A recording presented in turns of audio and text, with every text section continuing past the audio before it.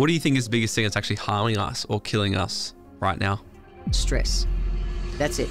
Today's episode, I sit down with one of Australasia's biggest and most sought after naturopaths and aromatherapists. Naturopaths teach, live from a place of prevention. Don't wait to do crappy sleep. Don't wait to do crappy energy. Don't do those things. She has published over 13 different books when it comes to avoiding burnout in the workplace and how to heal the body from the inside out using natural herbs from this earth. You go to a doctor, they don't even look at you anymore. They're tapping on the computer because the computer says, you can't, oh, doctor, I've got a headache. So they tap in, oh, headache, and it says, ask the person this question. She's spoken in dozens of countries around the world to crowds of over 10,000, teaching people the ancient secrets of Chinese medicine and how we can be at our optimal health using everything that comes to us from Earth. Some of my lecturers came from a Chinese medicine background, so I started to learn traditional Chinese medicine thinking. And a big thing, and I find it up in Asia, if you get sick, you don't. We dived into yet another masterclass, this time on all things health and how to avoid burnout. Literally, some of the youngins not getting enough likes is a stress. It's huge. We talked about the power of natural herbs and how we can use these things to heal the body from the inside, and how most people are actually using them incorrectly and doing more damage to their body than good. So adaptogens are a class of herbs that help your body adapt to stress. But there are... We also went into neuroplasticity and how language causes more damage to our health than some of the most worst foods, drugs, and alcohol out there. I started to learn the power of language back 30 odd years ago. And we used to always say, no worries and not a problem. Well, I thought that's useless. If you're someone looking to have more energy, be healthier, reduce stress, and actually live longer, then this episode is 100% for you. So if you're ready to eliminate stress forever and be at your absolute peak optimal health, then buckle up. And if you're brand new to this channel, I would love it if you could go ahead and hit that subscribe button wherever you're listening to this right now, because it goes such a long way in helping this channel grow. And the mission we have here at the Dream Out Loud podcast is to turn this into the #1 personal development show, teaching you guys the tips, tricks, and attitude of what it takes to live your dream life. You and I both know we wish we learned this in school, and if we did, life would have been so much better. So every single new subscriber just means that we can make the show bigger and better and get bigger and better guests to teach you guys the things that you wish you learned in school. So if you can go ahead and hit that button right now, I will be forever grateful. And I promise you, it'll be the only thing I ever ask of you. Now, let's get into the episode and help me welcome the one and only, my dear friend, Miss Jen Jefferies. Jen, welcome back onto the podcast. It's been a couple of years since you've been on. I think you were one of the first actually guests. Yeah, it has been a couple of years. Thanks for having me back. Yeah, I'm so excited to have you back. So a little bit about you. You've authored 14 different books in a whole health space, naturopath space, everything around holistic well-being. This has been your jam for decades now. You've more than 3 decades. 3 decades, longer than me, longer than I've been alive. Yes. You travel around the world. You've spoken in tens and tens of countries. And one of the things that I find interesting is whenever you go and speak in Asia, you're greeted at the airport with hundreds of fans. So when you step in Asia, you're like this absolute god, which you are. So the intention of this podcast, I want to sit down and really sort of pick your brain and turn this into a masterclass around health and holistic living, and to really find out why you do get greeted by these fan armies. Armies, that's a great name. When you travel. Thank you. So obviously 30 years of knowledge is a lot we can unpack. So I want to first start by, what do you think is the biggest thing that's actually harming us or killing us right now? Stress. That's it. And then you go, stress, that's really boring, Jen. But it's physical and emotional stress. So, and not just the stress, but our perception to what the stress is. That's what I think that's harming us. I knew you were going to say that answer, so I want to unpack this. So let's talk about stress. How is actually stress killing us? And you said it was you could have said anything else. Yeah. You could have said social media. Well, social media is a stress to some people. Yeah. You know, literally some of the youngins not getting enough likes is a stress. It's huge. And it's not just the stress. It's like, so as a naturopath, we say there's this alkaline corridor. Everything we're doing, it keeps you either in it or out of it. And as a naturopath, we say, well, everyone's kind of kicked in and out all day, every day. But what we care about is how quick you come back to center, how quick you come back to the alkaline corridor. Because when you're in the alkaline corridor, everything works. When you're outside the alkaline corridor, that's when you grow the nasty. So the thing that's killing us is that people are outside the alkaline corridor more than they're inside the corridor. What is the alkaline corridor? Oh, it's like an imaginary thing that naturopaths just talk about, how it's kind of a state of being for your body, just where everything's able to flow and work properly. So physically and emotionally. And so like I do work with, especially in Asia, I do a lot of work with like skinny stress heads. You can have someone who's incredibly, trim looking, and they're eating a raw, vegan, organic, paleo, keto, whole foods, whoop-de-doopy diet, but they're so focused on, their brains down the rabbit hole all the time, whether it's trying to achieve or just giving themselves a hard time that they're not achieving the way they want to, that their body's outside the corridor. And so everything is either assimilate or eliminate, physically and emotionally. So what happens in our body, it's not just what you put into you, it's just what you eat. It's what your body's able to take up, assimilate, and then eliminate effectively. But same emotionally. What are you surrounding yourself, which I know you're big with? We talk about all the influences around us. What are we taking in on a daily basis emotionally, and what are we letting go of? That matters to our body chemistry. Like I did a speaking gig this week for a Veterans Association, and my story, I got kicked out of the army when I was young for being gay, and I've made peace with that. I've got other friends who got kicked out at the same time who have not made peace with that. And at this gig, a woman said, they've opened it up again because those witch hunts and all the stuff that happened in the 70s and 80s, though there's an ombudsman and he go and lodge a case in that. And I went, nah, eliminate. I've made peace with that. There's no sense, there's nothing good for me to be able to go and do that. It's not going to help anything. There were great gifts at the time, didn't know it at the time, but I choose to let go of stuff that's just not worth hanging on, because me living my future out of that past isn't going to serve me. So I choose to live it out of here. So for me, I just look at everything that's happening day in, day out, assimilate and eliminate, physically and emotionally. I really want to dive into this because, this is my whole world, really. Which one do you think, even though you can't measure it, but in your opinion, which one do you think would kill you more? Emotional toxicity or actual physical health and food? Emotional. Yeah. Emotion overruns everything. And the biggest emotion that gets people is guilt. Negative emotions like guilt, they change your body chemistry faster than any shit you can eat. That's just a reality.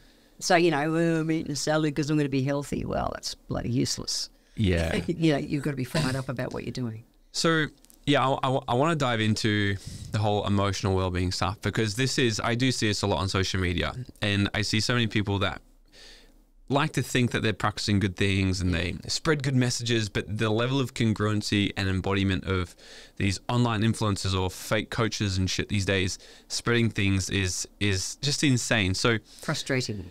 I agree. Yeah, let's talk about. I don't even know where to start, really, but the whole start with something. Yeah, tell me. I'll just jump in. Yeah, just because I think it's kind of relevant to where the emotional state of the world is right now. Yeah. Okay. So if we think of, and this is my jam, because I went, when I read this 30 years ago, I went, fuck, I actually get this. So there's this thing called GAS, General Adaptation Syndrome. While we have to cope, we do. Okay. So our adrenal glands, little glands that sit on top of our kidneys, where we produce our stress hormones and also our boy and girl hormones. Cool. When we're first stressed, they physically get bigger. Okay. And they go, here's a bit more energy, Morgan. Here you go. You can go harder. All right. Stage 2, they go, can't get any bigger, but here's a bit more energy. And then stage 3, they go, got nothing for you, fall in a heap, which is where I went at 26. Because that's burnout. Burnout. Now, have you ever gone on holidays and caught a cold the first day of your holidays? Probably. Can't remember right now. It's the most common thing, and that's because most people sit between stage 1 and stage 2. That's human nature. Now, the last few years, you think of everything that went down with, the pandemic-y thing and that. Here we are, 2024. So, for me, I flew back into Australia when the world was locking down, March. I flew back in March 2020. I was over in Asia at the time teaching.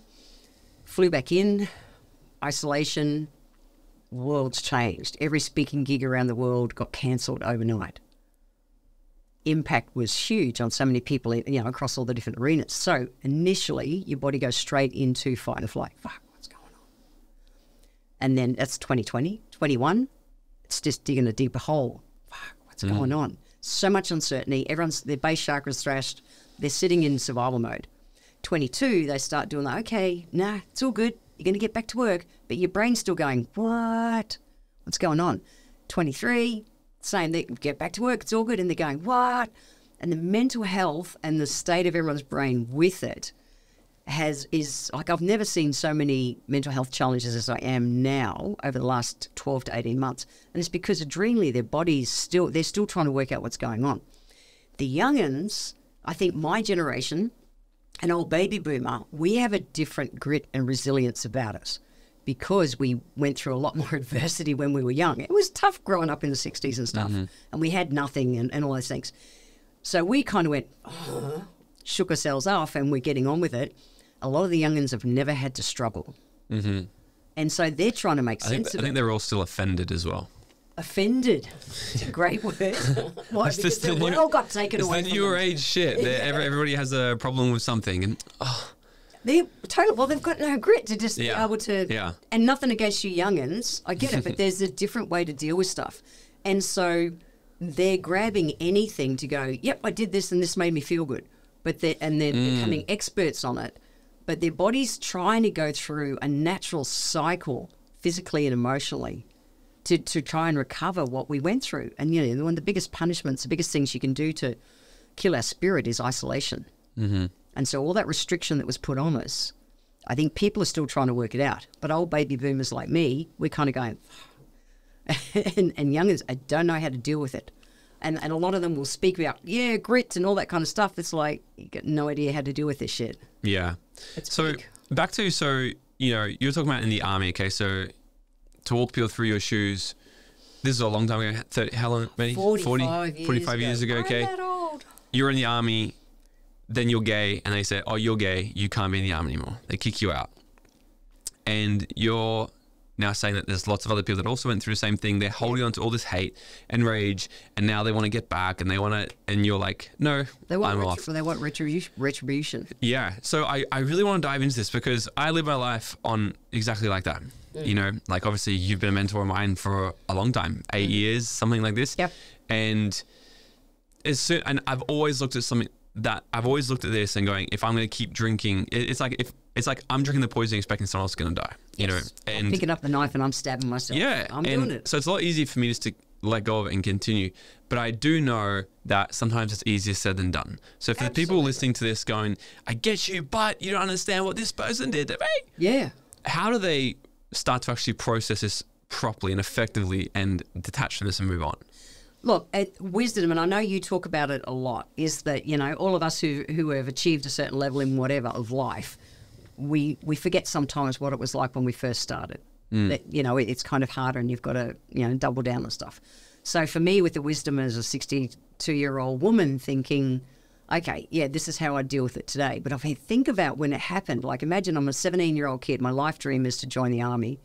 Join the army, week 10, they're trying to kick me out. And it was like a full interrogation, like a lamp in the face, you're gay, we've been tracking you for days and weeks, you're out. And I'm going, and having to go home and come out to my family by saying, hey, I'm out of the army, like full on.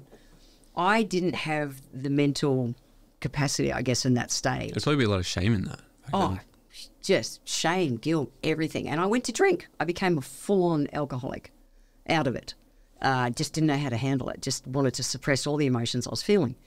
And so at that time, at that age, it was like, and the shame, like not wanting to ask anyone for help because it was nuts. It was really nuts. And if I was that person today, even without that wisdom, I think the biggest thing I would do is go and get help, go and ask for help. And to ask for help, we have to park our ego to the side. Our ego is being burned. And it takes so much more courage to ask for help. So find something who you think's, you know, close aligned to where you're at. And I would just go, even if it's just to download and get that shit out of your head, because then that's going to stop you going down the rabbit hole. And our body knows no different between fear and excitement. And like, I was terrified in those days. But the way now we know with the wisdom of age and all the great books and, on breathing and workshops and all that kind of stuff, and me as a surfer learning how to breathe to survive. Well, with all that wisdom now, just being able to breathe deep and stop, because then it's the first step in, my book, The 7 Steps to Sanity, is to breathe. Because we've got to be able, then we can kind of respond, not just react. So it is hard. I get it. And everyone's had different types of adversity, and what would really rock you doesn't necessarily rock me, and vice versa. But stop, breathe, ask for help. And the only way we'll ask for help is to park our egos aside, let ourselves feel vulnerable, and then accept the help. That's the big thing, I think one of the biggest things keeping people stuck is the need to be right still. Yeah. And I talk, I don't think I've talked on the podcast about it, but obviously, I grew up in a house with massive domestic violence. Yeah, Mom and her husband, all these crazy things, big fights and all this. And there was a few years period of where I was like, I'm gonna kill this guy. And like, no, but he was wrong. I'm right. And I held it for so long. Then when I was 23 and I moved to Mexico, I made sure, I was like, okay, I'm really moving to the next chapter of my life. I'm gonna make sure I've closed loops here, like energetically, because I'm going on to bigger and better things. Yeah. And that was one of the last things that kept popping up, like his face in my mind. I was like, I was like, go settle it, Morgan. So I went and caught up. I settled it, and I just made an actual decision to be like, right or wrong aside, this is not good for me, and I'm just progressing. And our relationship now is cool. Yeah. But it's I'm the only person in my whole family that actually has a good relationship with him. Yeah. And it happened with me. It concerned me. And it's just funny because people have a need to still be right. And it's like that need, it's like they're holding on to their biggest problems that are, you said, essentially killing them. Stress. Well, it gives them some kind of identity. Yeah. It's like we're either the victim or the victor. And I look at my family, I look at, other people I know. And it's like, I chose that because of my childhood. And I honestly joined the army to run away from my family. I really did. I had to get away. And I saw it as a gateway out at the time. Didn't quite go to plan. Anyway. 10 weeks. No, I lasted longer, but it wasn't all fun. Yeah. Anyway, but people, I go that because of my childhood, I choose to create a different path. And I know a lot of people are trapped in the past. So I could be trapped in the past of getting kicked out of the army. I could be trapped in the past of victim, my life sucks because I, beaten to a pulp every day as a kid. All those kind of things. And it's like, no, I choose this. Yeah. We actually have a choice. And when you're in it, you can't always see it. So stop, breathe, and then respond, not just keep reacting and going down the rabbit hole. You are 62? Yes. 62. In May. You surf every day. Yes. You have multiple businesses. Yes. You travel the world. You speak on stage. You do all these things. You've got crazy energy. Yeah. And so what I guess I want to know, two parts. What do you do to still maintain? Because I know a big topic right now, the younger generation, we're all very obsessed on health and longevity, and which is really cool. So I first want to know is, what do you do? Like, how do you actually, how do you actually have the energy, the strength, the mental capacity still do all these types of things when most people at your age are thinking, I'm going to be retiring soon. Yeah. So what are you kind of doing in terms of like prolonging life and your whole idea and attitude around that? Probably the biggest thing was when I first studied to be a naturopath, I had some of my lecturers came from a Chinese medicine background. So I started to learn traditional Chinese medicine thinking. And a big thing, and I find it up in Asia, it's like they pay the doctors to stay well. If you get sick, you don't pay. It is the complete opposite of our medical model. Wait, say it again. They pay the doctors to keep them well. Right. So for me, I have acupuncture every couple of weeks. I have a massage every week or 2 weeks. I see practitioners in advance. I don't wait to get sick. Big difference to the Western medical model. So For me, I'm always living from a place of prevention. Naturopaths teach, live from a place of prevention. Don't wait to do crappy sleep. Don't wait to do crappy energy. Don't do those things. Nowadays, there's a fancy word for it called biohacking. Biohacking is living from a place of prevention. How every little thing that we do day in, day out adds up to great health as we age, and we have a great health span versus lifespan, or we don't. Really simple. So for me, I surf as like, I bloody hate gyms. I am not a gym girl. That is the most demotivating thing on the planet for my brain. I know I need to move my body every day. I want to keep good balance and everything as I age. You know, I met you in my early days of learning how to surf. And surfing is so good for my mental health, but it's also good for my physical health. So I choose to move my body in some way every day. Movement is essential to longevity and a great health span. I choose to surf. I still do 2 weight trainings a week with a trainer who zooms into my home, and I've got the equipment because my brain doesn't want to sit in a gym. So I still do weight training of a week. I eat close to nature the majority of the time. I eat a plant-based diet the majority of the time. You and I have shared dead animal in the past. Yeah, you're a fake vegan. Yeah, I'm not. I am plant-based the majority of the time. But the biggest thing is eating close to nature the majority of the time. You know, really limit the impact of, you know, refined and processed shit foods. What about organic meats, red meats? Because this is the thing with health. It's all right. It's like, because it's, this is, one health expert could say, because I think Tony Robbins even still bangs on about plant-based. I think he's vegan or he's pescatarian. Research really, it all still shows plant-based. It's less inflammatory on the body. It keeps you in the alkaline corridor more. But then there's a whole other division now that they're like, no, carnivore. It's just like, no, only meat, nothing else. So naturopaths look behind everything that's going on. Yep. Here's the thing, look behind it. Look to see who's running those studies to saying eat the dead cow. Who's running them? Well, I don't know, generally the meat industry. Right. I remember when I first started studying to be a naturopath, I checked out like the Nutrition Association of Australia because I thought they're the all-being, knowing people. It was the ice cream manufacturers, literally the potato chip manufacturers. They were all the sponsors of the Nutrition Association, and I went, I am not going to get any real information there. Wow. That's terrible. So, look, physically, I move my body every day. I eat plant-based the majority of the time. We don't cook critters at home. And I do things for my mental health. So I'm big on, I don't sit and meditate. I'm ADHD and I go so fast, it's hilarious sometimes. I have to even crack myself up. And never medicated, but I'm big on, I do walking meditations every day. I chant for like a good hour every day. I set my day right from when I wake up. I do things, basic little things, all those little things make a difference to be managing my day. I ground myself. So, you know, every hour or so I work from home the majority of the time if I'm not traveling, and I walk the garden and literally touch my plants. I got up this morning and it was drizzling rain, straight out to the backyard and just touched the baby pumpkins I'm growing. But that's it absolutely grounds me. Yeah. That's the difference. So we've got to manage ourselves, again, assimilate and eliminate. I've got to feed my body physically and emotionally the stuff that's going to help me age strong, fit and healthy and vital, and let go of the stuff that's not going to. What about our sleep? So you mentioned one thing about sleep. Yeah. I want to dive in because every time we talk, actually, we talk about sleep and the whole waking up between 2 o'clock and 4 o'clock and shit. Yeah. So talk to me about sleep.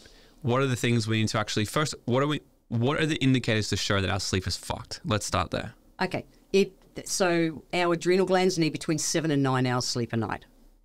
All right, to actually recharge our cortisol level. So cortisol, we wake up in the morning, cortisol is meant to be 100%. That's what actually gives us our energy to get out of bed. We go to bed at night, it's meant to be 10% of what it was when we woke up. But all the little times we go through the day, like all the little stresses add up, we get to bed and it's too high. So and it's a Chinese medicine thinking that between 2 and 4 is when your cortisol does its replenishing. So at night time, yeah? In the night time, 2 to 4 a.m.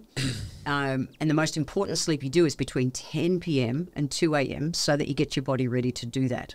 So between 2 and 4 a.m., if the cortisol's too high, heart and kidneys work together.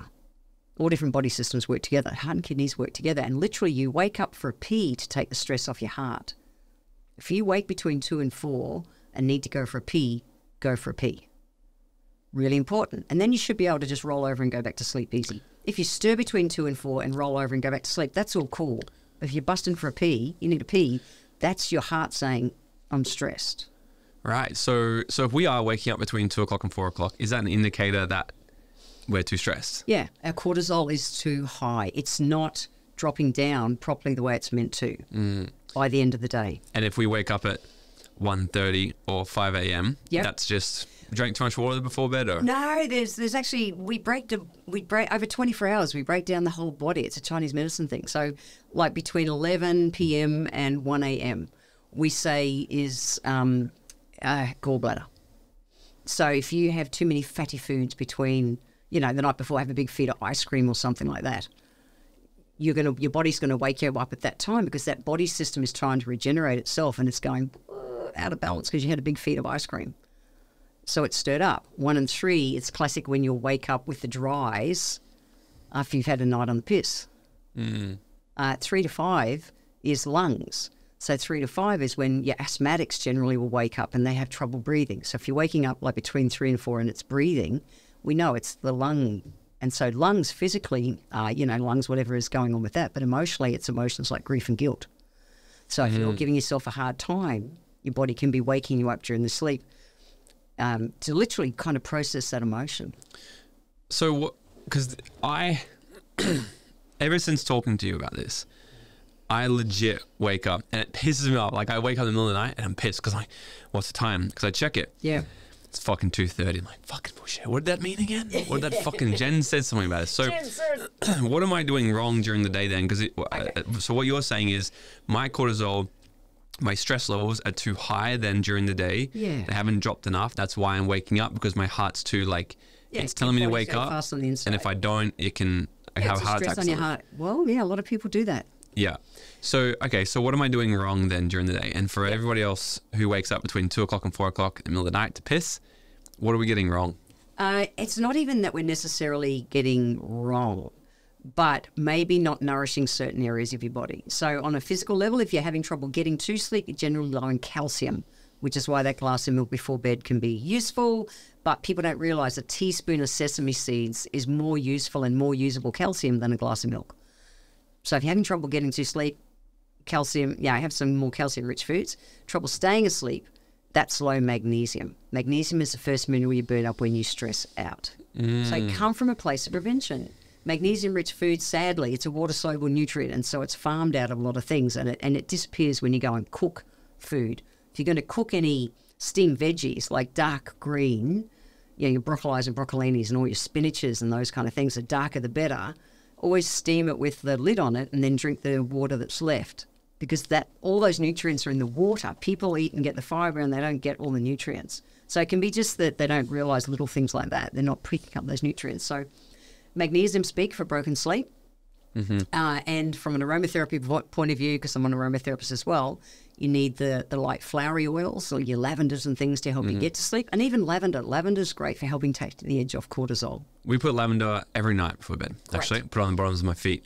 Perfect. Well, your feet are waterproof, not oil-proof. But if you're doing broken sleep, you actually need vetiver on the soles of your feet. So put lavender in the room. So lavender helps with cortisol. But if you're doing broken sleep, you need the heavier oils like vetiver, which is a great big tall grass that sits roots like 8 foot down, and it grounds you.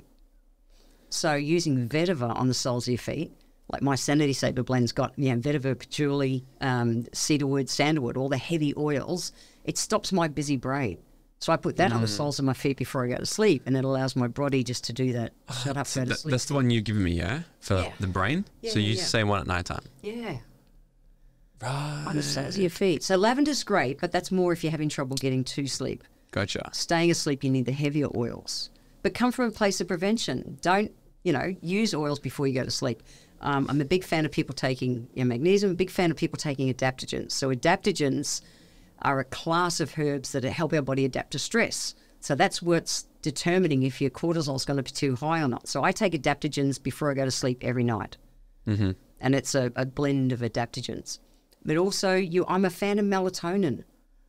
Here in Australia, we're not allowed, my doctor prescribes 2 milligrams of melatonin, which is just a joke. So many people could benefit from melatonin. Why do you think that is? why we're not allowed it here? Oh, the TGA in Australia is a bit interesting with some nutritional supplements. Yeah. So I want to keep going on this with the whole cortisol stuff, because not only will I wake up between 2 and 3, but I'll wake up, my brain is on. Like I could go and reply to messages. Yeah. So I wake up and I'm on. Sometimes I wake up and I get ideas. I'm like, oh, that's a good idea. And I'll write it down. And I'll have some good ideas literally while I'm sleeping. Yes. But one thing, literally maybe the last 6 to 12 months, it's been very consistent. I used to be a very good sleeper, but 6 to 12 months play, my mind is just on all night long. And sometimes I joke with someone when I wake up. She's like, how'd you sleep? And I'm like, I was fucking working all night. Yeah. Like sometimes I can legitimately just work all night in my brain. Yep. What is this like? And I know for other entrepreneurs, it's probably definitely a thing. Yeah, and same. Look, if I don't ground myself, if I don't do things through the day to ground myself, absolutely, my brain just pings all night. So coming from a place of prevention, all the little things, again, biohacking, the little things add up. So for the fact that, I get around in bare feet the majority of the time to keep myself earthed. I'm in the garden as much as I can. I go to the beach every day. Little things like that keep my brain grounded. There's a big difference with things like, and you don't have to be ADHD, but like they give you drugs to try and keep you focused. But focused means the brain, doesn't work in my world. But I'll do everything I can to keep it grounded. So what are you doing through the day to really ground yourself? So I know you start the day right, and I know you meditate and do all those things. But what else are you doing through the day apart from that first 10 minutes to half an hour of the day? Doing little things to ground yourself out. And then, have your adaptogens, have some magnesium, have some melatonin before you go to sleep.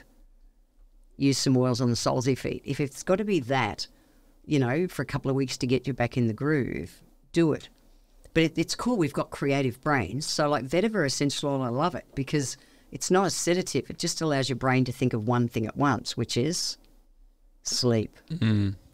I want to talk about ADHD. Sure. And because you said superpower. Yeah, so you said you've had it forever. You've never been medicated. No. It seems like it's a new trend. It's like every trend. Yeah, it's like and it's like one of our friends, actually I'll tell you who I'm not gonna mention him now. Yeah. He's like, oh yeah, I got told I was ADHD the other day. I was like, fuck off you. What are you talking about? I'm like, you're so focused. You forget everything. Yeah. But like, you're good. I'm like, and then the more like videos I see lately, I'm like, oh my God, my brain is like that. It's like, but I've always looked at it with the same perspective as what you have. I'm like, I'm so creative. I can do 1,000 different things at once. Yeah. So for the people who might be either already diagnosed or thinking that, oh, I might be like that as well, what is the alternatives? Like, what is our body actually lacking? What's our body actually saying to us more of a natural perspective? And how can we approach this more naturally versus being medicated? Great question. What's up, Dream Nation? Have you ever wondered how far ahead your life would have already been if you had got access to this type of content at a younger age? Look, this is why I need your help. I'm trying to build the #1 personal development platform out there to teach you guys the tips, tricks, and attitude of what it takes to live your dream life and to bring the type of education that we all wish we had in school. This show only grows by word of mouth and new subscribers, so it would mean the world to me if you could smash that subscribe button right now, leave us a 5-star written review or drop a comment below and share this episode with a friend. I would be forever grateful. All right, now let's get back into this episode. So, like, I failed high school. I left school at 15 because I failed school. I got a creative brain. I don't fit in that box to learn the way they were trying to teach me. But the stuff I can do is so damn cool. And so I learned quite young that I didn't fit in that box. And I'm kinesthetic, visual kinesthetic. So I've got to be able to do things to be able to keep that kind of grounding in peace. And that's why sitting and meditating is not going to work for me. But walking meditations like the Buddhists do and keeping your mind focused on affirmations and that 100%, that absolutely grounds me. If I go back over the last couple of years, because the amount of people getting diagnosed, and people are waiting fucking 2 years to get a diagnosis, and they're paying thousands of dollars to get an appointment, to get a drug, and it's like, something's really wrong with this. And so they're going, oh, my brain's distracted, I'm in overwhelm, all these kind of things are happening. Again, look what happened the last few years. The rug got pulled out from underneath them. At the same time, a couple of new interesting ADHD drugs happen to come on the market. Isn't it interesting that the incidence of it getting prescribed is through the roof? But people were just in survival mode. And that base chakra, which is where our security in life lives, got absolutely shattered over the last few years. And so when we're not grounded, your brain will go down every rabbit hole and it'll ping. It'll ping. It won't be able to stay focused. So for me, I do everything of a day to stay grounded. It's what works. And so it is. It's the walking meditations. It's eating close to nature. It's using essential oils, things like vetiver to keep me grounded. It's going to the beach. It's moving that energy. That works. And then we keep our creative brains. Can you imagine not having your creative brain? Yeah. That scares the shit out of me, that we are dumbing down, particularly at the moment. My generation, baby boomer women are the most prescribed to at the moment. That's scary. That is really scary. We are dumbing people down with those meds. It really does. People lose their creative brain. Even a lot of people, I haven't been consistent on this, but microdosing psilocybin. Have you tried that? No, I have not tried it, but I agree with it. Yeah, the amount of studies and stuff. 100% agree with it. And it's always interesting. Like it's funny. It's like I saw a meme the other day. I didn't see a meme. I saw the U.S. government start talking about UFOs. There's a spotting all this stuff. And I was like, man, I really kind of believed that there was this outer space intelligence until you started telling me that it was. Because now I'm like, anything that's coming from mainstream, I now. And for a long time, actually, I've always questioned it. But since we've seen the last few years, questioned absolutely fucking everything. Yes. And then you also look at when it comes to, say, psilocybin mushrooms, why is it so illegal? Something that grows completely naturally from the earth. And there's been so many theories of people using it thousands of years ago and the tapping into higher consciousness and all these sorts of things. But the studies that they've shown of actually microdosing it to bring calmness and focus is insane. Why? Why are they doing that same thing to any? Well, why would they want to wake up the consciousness of people? Well, no, I don't think it's even that. I think it's control. Exactly. Okay. Well, plus, you can't patent. Natural. A natural anything. Okay, and so even like as naturopaths, the way naturopaths used to be trained, we used the herbs and everything that we use, like even lavender. So season to season, because it's the most common plant, people know it. Season to season, depending on the growing conditions, is going to change the constituents. Okay? And that's nature. And same as our body runs through seasons. The model that's there nowadays that can be patented, they're saying lavender should have, there's two main constituents, the ones that relax you, little acetate. They're saying little acetate should be at least 40 and 42%. And like they're standardizing herbal extracts, they're standardizing things because they can patent it. So why do they want not to have all this natural stuff? One, they can't control it. It's something natural. But also, again, it's no difference to the ADHD meds. They dumb down our creativity.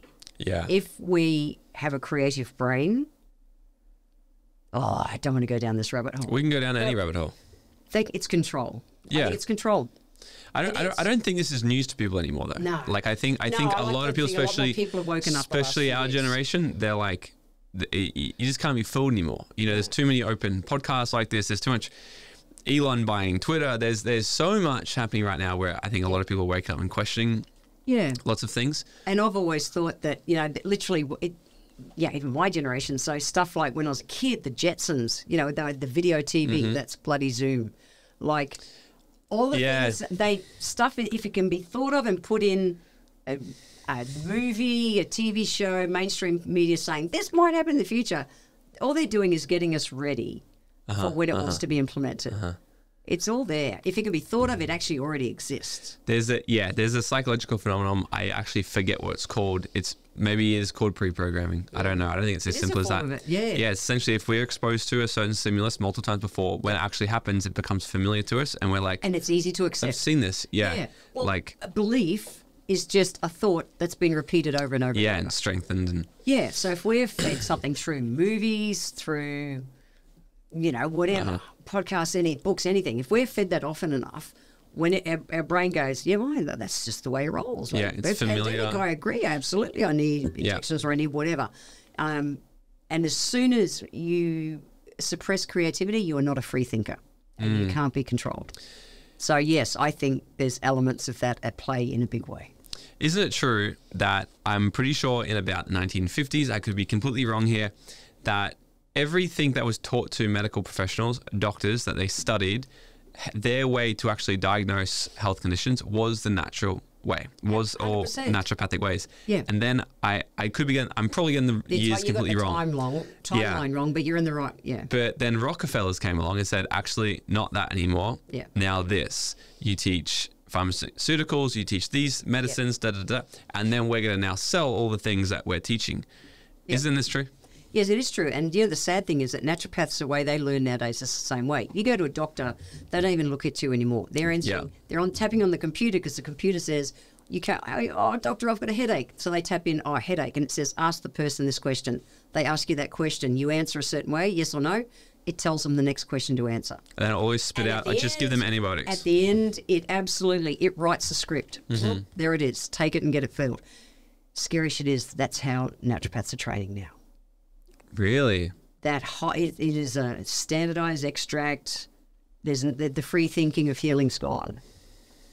That scares me as a pracky. They're doing everything they can to squeeze us out. Yeah, but that's why I want to bring people like you on, so people to actually get educated, because there's so many. You know, I do believe in some era of modern medicines. You know, like if I get extremely sick, like I want certain things. However, I think all the things that you're talking about is the things we can bring out to our everyday life to prolong life, live healthier, live happier, and everything on the other side is things to dumb us down, slow us down, make us fat, make us stressed out. Yeah, keep us controlled, and they can make money off us. There's more money in sickness than there is in health. Gosh, if people were just looking after themselves, there's no money to be made by Big Pharma. Yeah. And other companies. But I saw this coming. I left clinic in 2003. So 21 years ago, I retired from clinic, and I decided to go on the road to educate the masses. Because the 5% of people, and I had really busy, successful clinics, seeing 40, 50 patients a week, but it's limited what I can do. I wanted to write books, and I wanted to educate people on the core basics that they can do to stay well instead of waiting to get sick. And I was seeing signs of that control and that stuff coming back then. And I went, not cool. I'm going to do my version of inform the world. And it's really escalated the last few years. Yeah. What do I want to ask? Social media. Yeah. Every single time you open social media, people doing things for views necessarily now, not actually sharing real information. So what are some misconceptions, or even just some, not to call people out, but what are some videos or some things that are trending on social media perhaps that you've seen that you're just like, this is fucking total bullshit. It's not actually true. I'll give you one example. I remember asking you one time, saying, I sent you a video of this guy that I know, and he's had this 27-hour morning routine, and one of it included eating raw salt or some shit. And I was like, what do you think about this? And you're like, it's complete fucking stupid. Actually, that's going to have the reverse effect or something like this. So just so that people can get some truth, like what are some things you've seen lately that is trending on social media that people are doing that are either just do nothing for you or might even have a negative effect? The most common one that really comes to mind is ashwagandha. Yes, I yelled that. Oh, it makes me cranky. Seriously. So adaptogens are a class of herbs that naturopaths prescribe. They've become trendy.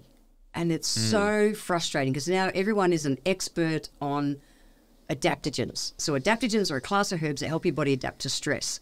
But there are dozens of adaptogens. They're a class of herbs. So ashwagandha is Indian ginseng. But ginseng can come from, with Siberian ginseng, we've got American ginseng, Korean ginseng. And so think of things like your Red Bulls and that are charged up with like Korean ginseng. So it's Panax ginseng, red ginseng, Korean ginseng, whatever you want to call it. It's really yang. It's really hot. It's like energy now. It will crash.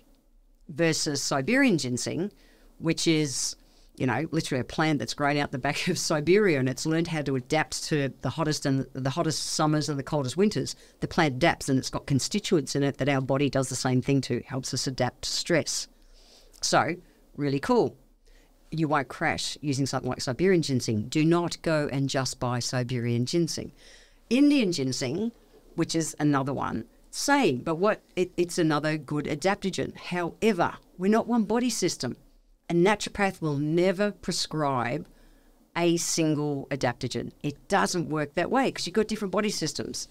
that need to be able to adapt to stress. And I see these ads for ashwagandha gummies and stuff like that, and it just makes me not angry, but frustrated. Well, it's just marketing, right? It is. People are reading a book, hey, this is good, hey, let's make a gummy out of ashwagandha, and people are taking this shit, and it's not going to bring them results they want. I had people send me formulas for things all the time. I had a woman the other day who's got such bad menopause problems, hot sweats and everything.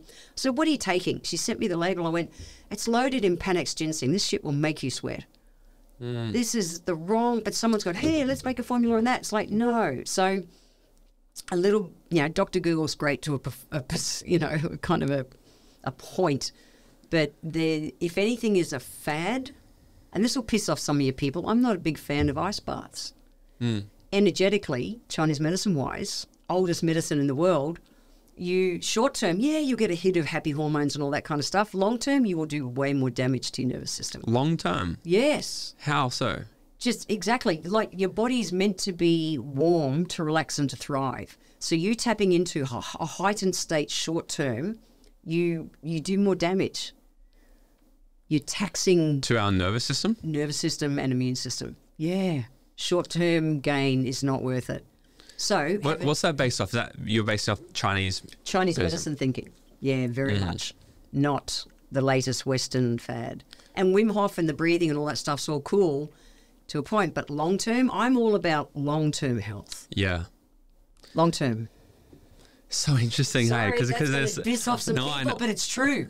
And I promise with all my heart, if it was there and the long history of it being right, 100% I'd do it. Yeah. Do I have do I end my showers in a cold shower? Yes, to help my circulation. Will I immerse myself in ice? No. And I'm the biggest fucking thrill seeker around. You know that. Come jump out of an airplane with me. Yeah, I've done it. I got bored. If I do something once, like, I've done it. What are you saying? Ice baths period about for long term, or if they're doing it like 1 or 2 times a week or something, do they still have benefits in a short term or short term? They'll get a short hit of that gives them like, fuck, I'm alive, this is so good. So they give you more dopamine than a hit of cocaine. Yeah, short term. Yeah. And what happens when you do anything like that you used to do all those fun things? What happens long term? What are you doing? You're taxing your body. Not cool. Sorry, that's truth. But I think I'm very traditional, and I'm all open. I read all the latest science. I'm going to see Huberman tonight. I'm into cool. However, I still want to see what's behind it. Interesting. One thing, you talk about poo a lot. I do. I'm the queen of shit. You love talking about shit. I do. You shit talk a lot. I do shit talk a lot. What is there for us to actually learn about our poo and our health, how it correlates to this? It's actually the coolest marker. It's the quickest way to see if your body's working properly or not. And so, years ago, back in the 50s, they brought out what's called the Bristol poo chart, the Bristol stool chart, which showed the different kind, whether you're doing nuggety poos right through to poonamis. But so think about it, assimilate and eliminate. A naturopath, one of the first questions we ask is how a person poos. Now, I remember in my first month after I graduated as a naturopath, I said to this guy, he came in with really bad skin. He had psoriasis, eczema kind of stuff going on. I went, so you poo regularly? And I'm looking at his skin and looking at his irises, because we use irises for diagnosis. What's that? Your iris, the colour part of your eye. Okay, yep. Sorry, I speak fast, especially when I'm excited playing with you. And I looked at him and I thought, mate, something's wrong here. And I said, do you poo regularly? And he went, yes. And I looked at his skin and looked at his iris and I went, you sure? He went, yes. And I looked at his skin and looked at his eye. I said, how often do you poo? He said, Thursdays. And for him, that was regular. And as far as the doctor was concerned, that was cool. I'm going, mate, if toxins can't come out through poos and pees, they come out of your skin. Really simple. And so we care about what you assimilate, what you take up nutrient-wise, how your gut chemistry works, and how you eliminate effectively. So poos are important. They should hold together. They should bloody not be big stinky sinkies or anything like that. They shouldn't be heart floaters, because it means you're not digesting fat properly. If they slam to the bottom and splash you on the way past, it means you're not digesting proteins properly. There's lots of things I can just talk for a day just on poo. But the bottom line is, the thing that determines how our poo is how we eat and the state of our gut microbiome. So a lot of people, they'll go and take probiotics, And I think that just makes them. Probiotics are the good microbes, the good little critters, billions of these little things that sit in our gut. Okay? But they're still eating a shit diet.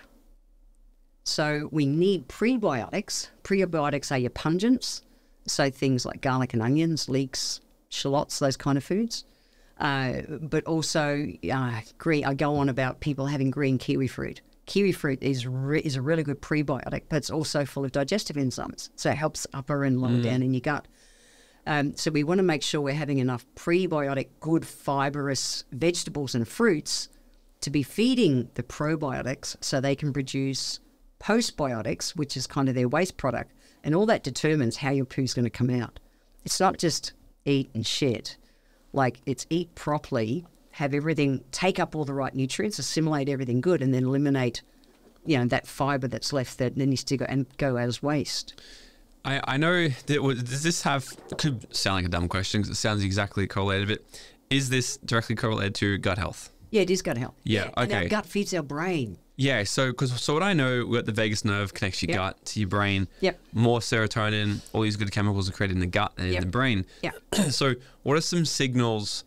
Would you say that if we're going to look at, if you could only improve one section of someone's whole body, would you say gut would be the most important? No, I wouldn't. See, and that's where a naturopath's different. That's where people go wrong. They go, I'm not putting properly, I'll go and buy some probiotics or fancy ones or whatever. Yeah. But in naturopath, we go the step behind it.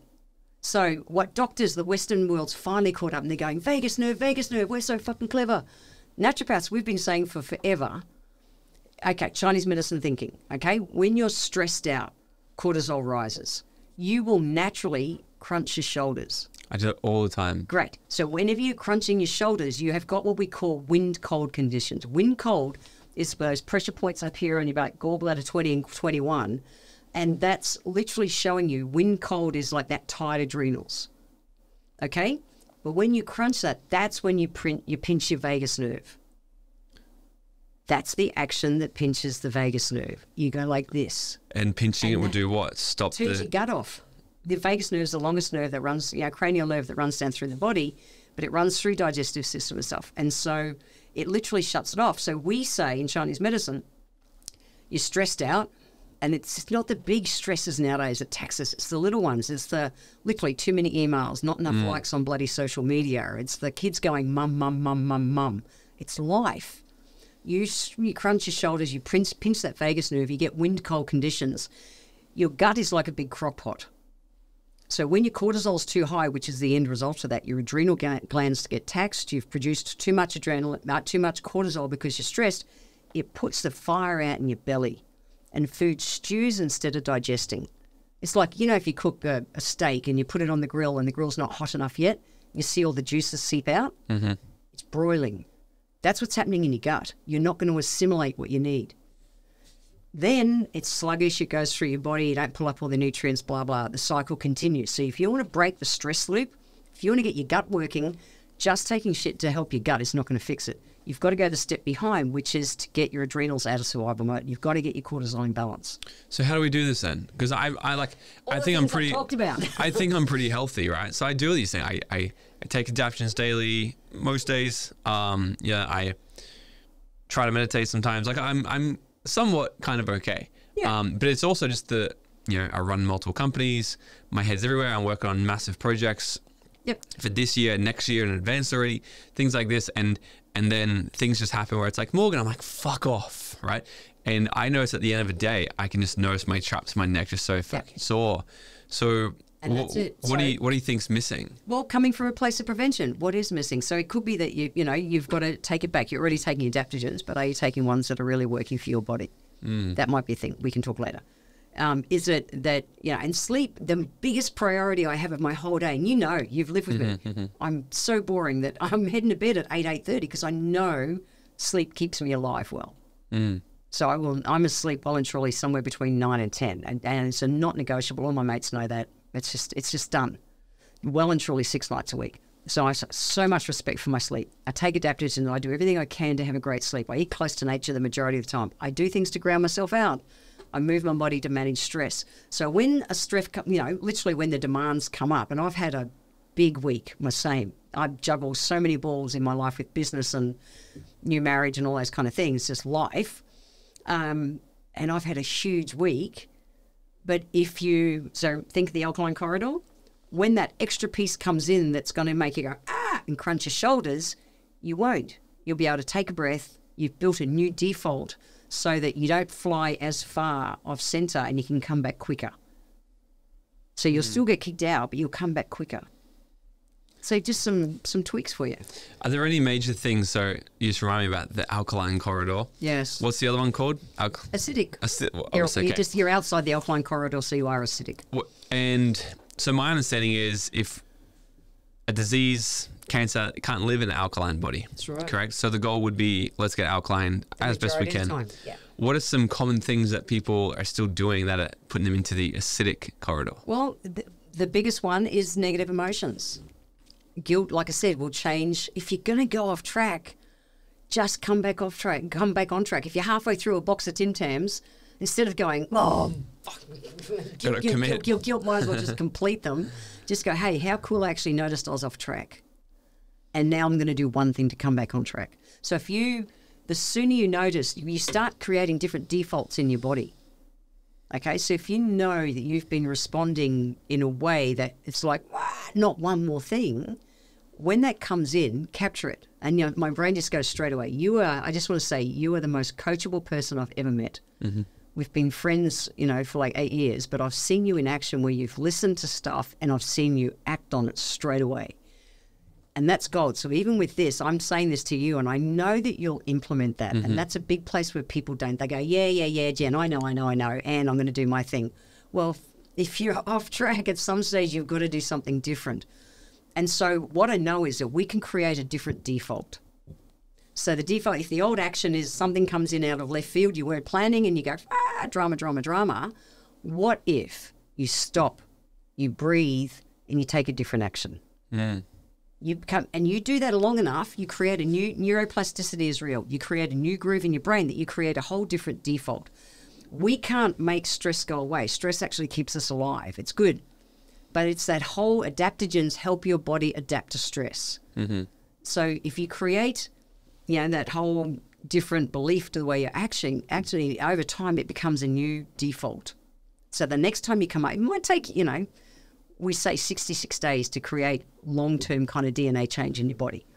And so it's like, you'll catch yourself lots of times and at first you think, fuck it. I remember when I started to learn the power of language back 30 odd years ago. And we used to always say, no worries are not a problem. Well, I thought that's useless. It's a double negative. I'm not interested. I wanted to change everything to be that it was easy.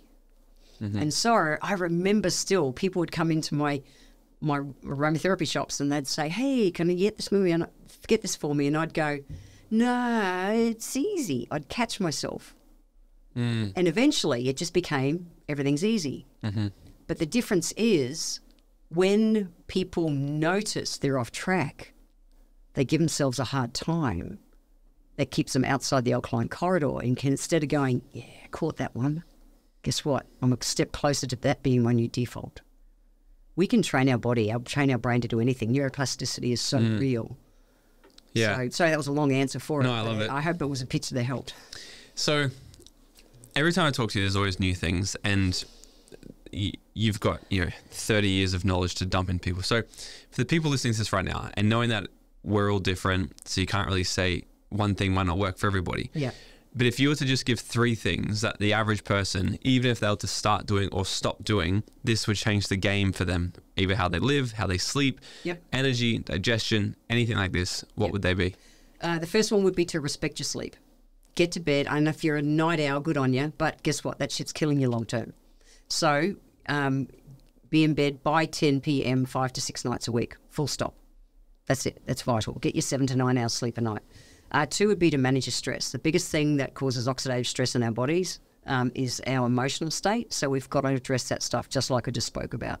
If you're off track, just go, hey, way cool. I'm creating a new habit, back on track. And then eat close to nature the majority of the time. Majority of the time. I'm not 100% person. Trust me, the Matildas are playing next Wednesday night. We've already got a bunch of our surf chicks lined up. It will be pizzas, beers, and we will Yahoo our guts out. you got to have fun. Your adrenal glands are recharged with good food, good rest, and good play. Eat close to nature the majority of the time. Make sure you're getting good rest and have fun. Gosh, people are so damn boring and bloody serious nowadays. They're so intense, Morgan. Yeah. You youngins are so intense. It's like, oh my gosh, that shit's killing you. Relax. I love it. This has been fun.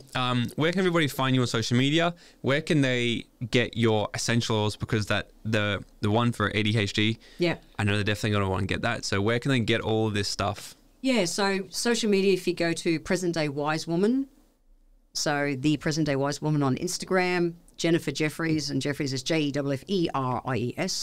You chase me on, I'm old, so I use Facebook more, but everything is still on Instagram as well.